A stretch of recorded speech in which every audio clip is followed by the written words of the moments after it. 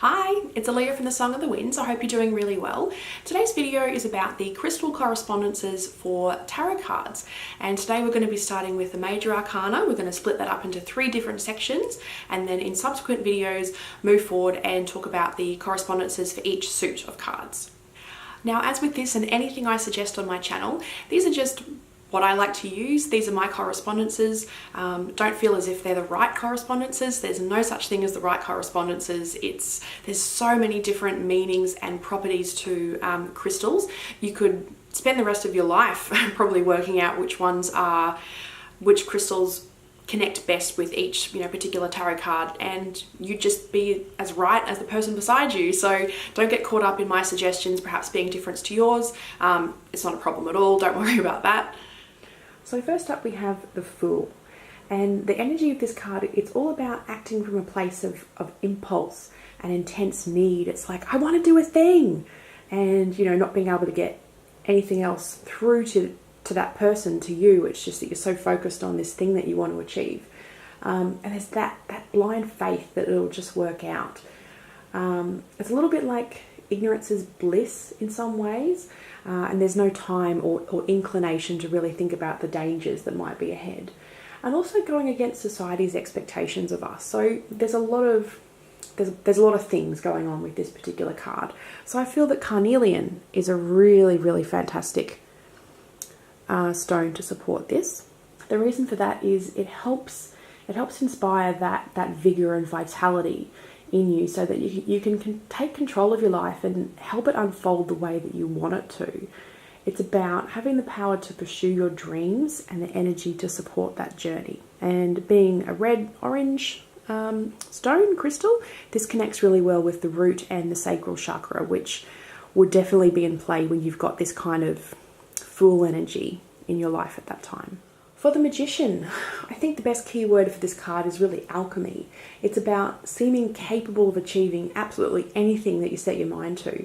I feel it's best demonstrated in this particular card from the Next World Tarot. You probably won't be able to make it out, but these books here, they're about pathology and herbal medicine, emergency first response and feminist theory. So there's a ton of stuff that she's working on, and none of it seems out of her control or her grasp. She can absolutely have that many plates spinning, no worries. She'll be able to take care of it. It's an intensely creative card, and that can be with actual literal creative endeavors, or it could be just about getting shit done. With this card, there's a real magic of things just falling into place through action. And I think the Magician's really cool too, because it brings that jack of all trades energy to the situation. And I often like to think of it as, Barney from How I Met Your Mother. He just seems to be able to get anything done. Like, there's no barrier, no sort of, crazy scheme or, whatever he's got going on. And he'll often say, I got a guy. He's just so well connected. It's kind of like, like a spider feeling all those little movements on the web. It's utilizing everything there that you've got at your disposal. And there's like a fresh perspective on something, and it's genius when you're actually on the outside and you're watching someone, acting with this magician energy. But if you're the one who's actually embodying that, it's just the most obvious choice. If you're the one doing it, there doesn't seem to be any other option. Everything falls into place. You just know the answer. It's like, it's done. And I feel like the best crystal to support that is WULFENITE. And it's the little orange pieces here. This is on some white calcite. WULFENITE is literally about alchemy, which is one of the keywords for the Magician card. And it's transmuting something. It's changing something. There's inspiration and persistence there. It helps to highlight your goals, and it shows you how to achieve what it is that you want to achieve. It removes that complacency and fear so that you can go about to do these incredible, seemingly impossible tasks. It helps inspire that divine creation connection as well, where you might be, somehow getting your information and your answers from a higher place, from somewhere different, from within yourself, from outside of yourself. There's just a real magic with this particular crystal. High Priestess. It's that sense of trust and knowing, like really knowing from deep within you. Certainty, stillness, exuding that intense power that can sometimes make people feel uncomfortable. It's about receptivity. It's not a race to act. and knowing that there's a greater value in really subtle things in life. I feel like the perfect crystal to support that is Labradorite. Labradorite is just pure magic. I mean, look at it. How could you think anything else when you look at it? It helps support higher awareness, and it helps make clear multiple layers of reality. You can awaken your own magical powers and your own clairs, such as psychic abilities. It helps you move into different altered states of consciousness. It's strengthening and protective, but it's also somewhat removed. It gives you a bird's eye view of a situation. As much as you feel and you know, there's not so much the tendency with this card and with this crystal to get bogged down in the specifics. It's very much about the greater meaning, the greater purpose. The Empress. I feel like this card it's so many things, but it boils down to me to be about compassionate creativity. Not that nurturing creative energy, but it's really protective, like a mama bear or a wolf. This card's about being generous with all things and abundant with love and resources, but it can be a bit focused on tangible people, places and things, and can be highly emotional about what you're attached to. The perfect crystal to support this, I believe, is RHODOCHROSITE. And the wisdom in this crystal is that it knows that the basis of all externally directed love is actually self-love. And this card speaks of the mother archetype, which is often what the Empress is about or personified as. And it helps us with any inner child work where early trauma, could have marred our lives in some way. And we need to heal on that level and feel safe and unconditionally loved. RHODOCHROSITE helps us to act as the emotionally supportive, compassionate and encouraging way that is the best version of the mother archetype. The Emperor. There's so much clear thinking about this card. It's got a lot of energy to do with the tangible steps toward a vision of what needs to be done, and it's the energy of a doer, not just a thinker or a creator. However, they are entwined in that the Emperor helps to support what the thinker or the creator has come up with. The Emperor helps make it tangible. It helps go, oh, okay, cool, yeah, good idea, we can do that. Here's what we need to do, da da da da da da da da, and then they'll take care of the, back of house kind of stuff. It helps give things structure so that important things can be done and that there can be a lot of comfort in routine and knowing what comes next. And for this, the crystal I've chosen is tourmalinated quartz, which is basically clear quartz with black tourmaline running through it. You can see it in this necklace, the tiny little pieces. But what's cool about this is it balances out quartz's amplification properties with tourmaline's protection and grounding. So it helps to clear out stagnation, and like the Emperor, its power lies in that when it's working well, you wouldn't even know that it was doing anything. It's the kind of thing that, and the Emperor especially, is the kind of thing you notice more when it stops working. You don't really appreciate your TV until it won't turn on anymore. It helps to improve overall awareness and clear thinking. The Hierophant. When it's done right, and this card can be really difficult for many people because we've often experienced situations where this card that energy has been expressed in its really sort of lower base level, conformity based level. But when it's done right, the energy of this card, it's really expansive in that you're pushed to grow and develop your own ideas. It can be really world-changing stuff where the goal is to actually outgrow your teacher. It's not to submit to society's conforming expectations of you. That's the goal. That's not necessarily how it always plays out.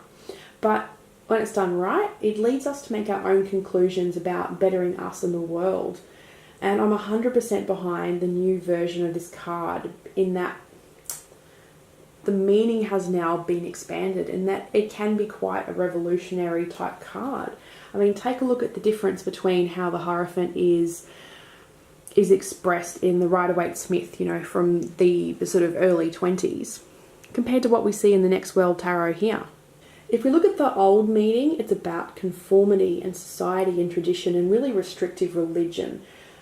But what can we learn from that? And in some ways, this card is essential in its old meaning, and that we all have to agree to some things, like it's not okay to kill people, and green means go and red means stop.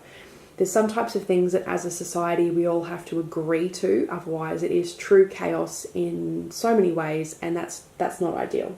But what's important with this particular card as well is that you have to recognize the imperfectness and our humanness, and that if we let our ego and emotions cloud us, it's no longer just about the cause and the purpose, it's about the individual. So you could also interpret that as be wary of gurus. For this card I've selected CHRYSOCOLLA because it is actually a teaching stone. It helps connect your 3 really important chakras, the root, the heart and the throat.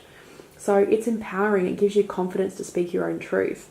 And I think it looks a lot like Earth from space. And that's a clue to one aspect of its use. So taking it all in from a distance and focusing in on what you want to connect with. So if you look at that from like a teacher perspective, you let the information and what they're sharing with you wash over you, and you just take what resonates and leave the rest. The Lover's card. This is one of the most powerful cards in the tarot, I believe, because it's not just about romantic love, it's about powerful partnerships and an incredible connection that you have with another person. That could be someone at work, it could be a friend, it could be a teacher, it could be a group that you feel particularly affiliated with, it could be something like a political cause, something that can be improved, that is greater than the sum of their parts when they're together. The best reflection of this card is when that other person or that other thing helps reflect all the good stuff about you back onto you so that you can actually see it. There's honest, clear communication between those people. And at the same time, it's not free of challenge. If you want to find a new perspective and you want to have some sort of growth, you have to expect to be challenged. So it's not just all about being completely on the same wavelength at all times. That would actually stagnate growth. For the Lover's card, I've chosen SERAPHINITE. It helps you reach your highest potential. All experiences from that particular partnership that you would expect to find, and the Lover's card helps you develop spiritually. So that includes conflict and being challenged. You can achieve a wonderful sense of wholeness and connection with others because it's a heart chakra stone. And it helps to impart your own aura with a sense of wellness and wholeness, and it radiates out to other people as well. So it's not just you that it affects, it's really anyone that is within enough distance to be influenced by your own aura. It's a sweet crystal, it's really persistent, it allows new patterns to form and grow as you would expect when you truly connect with another being. And the last card for tonight is the Chariot. I feel like a lot of the energy for this card boils down to focus, and especially how the brain functions. It's about picking a path and that goal and just absolutely going for it. There's just determination and an unrelenting pursuit of what you've set your mind to. You've got the energy to see it through no matter what, obsessively and stubbornly. For the Chariot, I've selected Amethyst because it's really good for giving up bad habits so you can stay totally focused on your goal. And traditionally it's used to help protect against psychic attack. And to me, this is so you can stay barreling towards your own goals. It gives you a clarity of mind, and it's an excellent support for meditation. So like your third eye, for example, helps you visualize what you want to achieve. It helps you get clarity around the root cause of a problem and the clear-headedness to see it through. Perfect support for the energy of the Chariot card. So that was the first 8 cards of the major arcana of the tarot. So far we have covered the Fool, Carnelian, the Magician, Wolfenite, the High Priestess, Labradorite, the Empress, Rhodochrosite, the Emperor, Tourmalinated Quartz, the Hierophant, Chrysocollala, the Lovers, Seraphinite, and the Chariot, Amethyst. And in case you weren't familiar with the tarot decks that are used tonight, we've got the Rider-Waite-Smith, the Slow Holler, Everyday Witch, and the Next World Tarot.